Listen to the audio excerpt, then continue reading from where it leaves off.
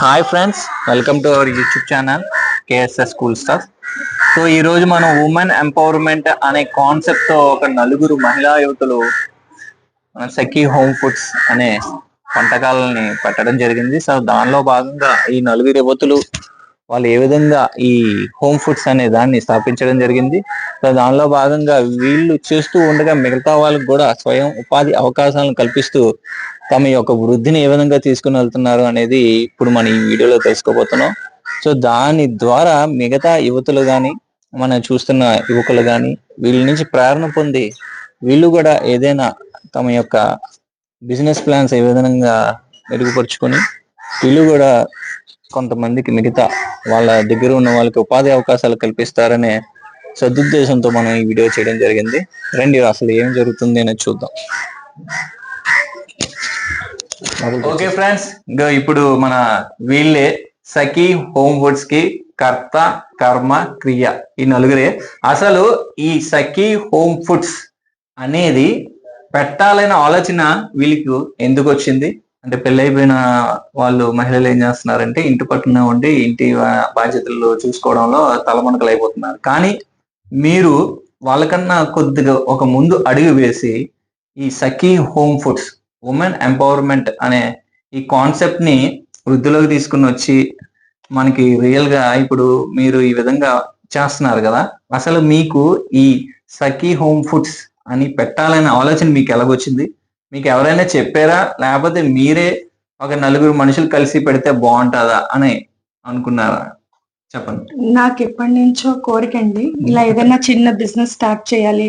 ఇలా ఉమెన్స్ అందరం కలిపి ఒక దగ్గరే ఒక సొంత ఇంటిలాగా అందరం కలిసికట్టుగా ఎలా పండగలు అవి వస్తే ఎలా సెలబ్రేట్ చేసుకుంటాం. కానీ మాకు రోజు పండగేనండి, మాకు ఆర్డర్ వస్తే రోజు పండగే. మా సఖీ హౌస్ లోని మొత్తం ఆడవాళ్ళందరూ కూడా ఎంతో సాయంగా ఒకరు డిస్కరేజ్ అయినా లేదు మనది బాగుంటది, ఈ రోజు కాకపోతే రేపైనా బాగుంటది అని చెప్పి ఒకరికొకరు సాయం చేసుకొని ఇప్పుడు మాకు యుఎస్ నుంచి వాటి నుంచి చాలా బాగా వస్తున్నాయండి ఆర్డర్స్. మేము మామూలుగా వాకింగ్కి వెళ్ళేవాళ్ళం. వాకింగ్కి వెళ్ళినప్పుడు ఐడియా వచ్చింది, ఏంటి మనం ఇలా పిల్లలు స్కూల్కి వెళ్ళిపోతున్నారు, మనం ఏంచి స్నాక్స్ అవి బయట నుంచి తెచ్చుకుంటున్నాం, అవి ఏంచి కలర్స్ వేస్తున్నారు. వాళ్ళు ఏంటంటే హోమ్ ఫుడ్స్ లో వాళ్ళు పెద్ద కళాయిలు పెడతారు, పెట్టి వాళ్ళు ఎక్కువ ఆయిల్ వేస్తారు. వాళ్ళు ఏ ఆయిల్ వేస్తున్నారో కూడా మనకు తెలియదు. అందులోనే ఒక 10 వెరైటీలైనా 15 వెరైటీలైనా ఆ ఆయిల్ లోనే వాళ్ళు వండుతారు. అది మనకి అంత మంచిది కాదు, పిల్లలకి మంచిది కాదు, హెల్త్ ఇష్యూస్ మాకు వచ్చాయి. సో ఏముంది, మనమే ఖాళీగా ఉన్నాం కదా, మనమే స్టార్ట్ చేస్తే ఏమైంది అని చెప్పి నా ఫ్రెండ్స్ అందరికి చెప్పాను. చెప్తే వాళ్ళకు కూడా నచ్చి ఓకే ఇప్పుడు నువ్వు చేస్తానంటున్నావు అది మంచిదే అని చెప్పి నాకు ఎంతో సపోర్ట్ గా ఉండి నా వెనకాలే ఉండి నాకు ఎంతో బాగా సపోర్ట్ చేశారు. ఇలాగా మా సఖీ జర్నీ స్టార్ట్ అయింది. మాకు ఇది ఓల్డ్ హౌస్ అండి, ఈ ఓల్డ్ హౌస్ అలా ఉండేది. దీన్ని ఎప్పుడైనా ఏదైనా వాడాలి, ఇలా మంచిగా వాడాలి అని చెప్పి ఒక అడుగు ముందుకేసి ఇది ఇలా స్టార్ట్ చేసుకున్నామండి. ఇలా ఒకటి ఒక్కొక్క పని చేయించుకొని ఇందులోనే ఒక్కొక్క ఆర్డర్ రాగానే చేసుకుంటున్నాం. ఓకే, అంత బాగుంది, మీరు బాగా చెప్పారు. ఇప్పుడు నలుగురు ఒక కూటమి కింద ఏర్పడి చేసుకుంటున్నారు. సో దీంట్లో మెయిన్ గా ఫుడ్ ప్రిపరేషన్ ఎక్కువ ఎవరి హస్తం ఎక్కువగా ఉంటది ఈ నలుగురిలో? అమ్మగారా? అమ్మా చెప్పండి అమ్మా. మీరు? నేను ఒకప్పుడు ఇంట్లో వంటలు చేసుకునేదాన్ని. మా ఆయన గారు డ్యూటీలో వాళ్ళు మీ ఆవిడతో వండించరా అంటే నేను అలాగే వండుతాననేసి అలా వండడం వల్ల నాకు ఇది అలవాటు అయిపోయింది. మా మమ్మీ ఏదో హోమ్ ఫుడ్స్ కింద పెట్టుకుందాం మమ్మీ అంటే నేను నా ఎంత సహకారం నేను చేస్తానని సాయం నేను చేస్తున్నాను. మా అమ్మాయి శైలజ. అయితే ఒకే కళాయిలో ఆయిల్ కాకుండా ఏ రోజు ఆయిల్ ఆ రోజే మారుస్తాము. కానీ బయట నూడిల్స్ అది తినడం వల్ల అజినమోటో వేస్తున్నారు, చైనా సాల్ట్ వేస్తున్నారు, దాని వల్ల క్యాన్సర్ వస్తుంది. నాకు చాలా భయం వేస్తుంది, చెప్తుంటేనే నాకు భయంగా ఉంది. దాని వల్ల చాలా ప్రాబ్లమ్స్ ఉన్నాయి. కలర్స్ కూడా వాడకూడదు, తెలియక ఎలాగో తింటున్నారు. మా దగ్గర మాదని కాదు మేము చెప్పడము, మా దగ్గర తినడం వల్ల ఆరోగ్యం కూడా బాగుంటది. మా దగ్గర తిన్న వాళ్ళు మా వస్తువు బాగుందని అంటారు కానీ బయట వాళ్ళకి తెలియదు. అది మేం బాగుందని మేము చెప్పడం కాదు, మేమే చెప్తాం అంటారు మా దగ్గర తీసుకున్న వాళ్ళు.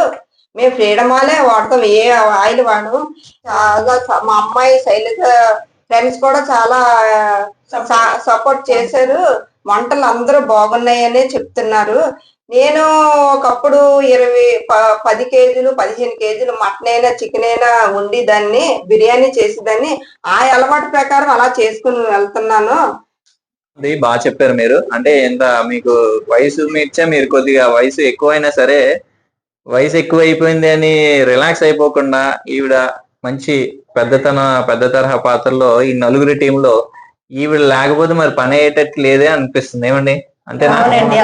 అంటే రిలాక్సేషన్ ఏజ్ లో ఉన్న టైంలో కూడా ఈవిడ ఎంత కష్టపడుతుందంటే మనం ఈవిడికి నిజంగా హ్యాట్స్ ఆఫ్ చెప్పాల్సిందే.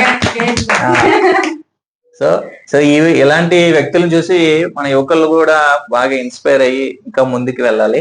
చెప్పనమ్మా, మీ ఇద్దరు ఏంటి అంటే ఈ 4 మెంబర్స్ మీరు ఈ విధంగా చేసుకున్నారు కదా, మీ పార్టిసిపేషన్ ఎంత? మీరు ఏం చేస్తారు? మీరు ఏ విధంగా మీరు దీన్ని హెల్ప్ చేస్తారు? ఆంటీకి సాయంగా అన్ని పనులు సాయం చేస్తాను. ఓకే.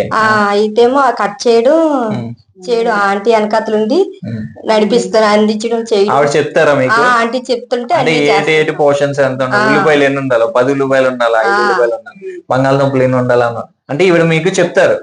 చెప్పిన దాన్ని బట్టి మీరు ఆ విధంగా వెళ్ళిపోతాం. అంటే అంతేనండి, ఏదైనా అంటే క్వాంటిటీ ప్రకారం ఎంత కావాలి, ఏం ఉండాలి, ఏం మసాలాలు ఉండాలి, ఏం చెయ్యాలి, అవన్నీ మా మమ్మీ సహకారంగా చెప్తూ ఉంటారు. అవి అందిస్తాం మేము. ఆవిడ మా గ్రైండ్ చేయడం అన్నా, కట్ చేయడం అన్నా, నెక్స్ట్ స్టవ్ దగ్గర ఉండి కొంచెం అమ్మకి హెల్ప్ చేయడం మేము ఎక్కువగా చేస్తూ ఉంటాం. చికెన్ పచ్చడి, చికెన్ ఈ సైజ్ లో ఉండాలి, ఇలా క్లీన్ చేయాలి. క్లీనింగ్ చేసిన తర్వాత ఏం చేయాలో కూడా ఆవిడ మాకు సపోర్ట్ గా చెప్తారు.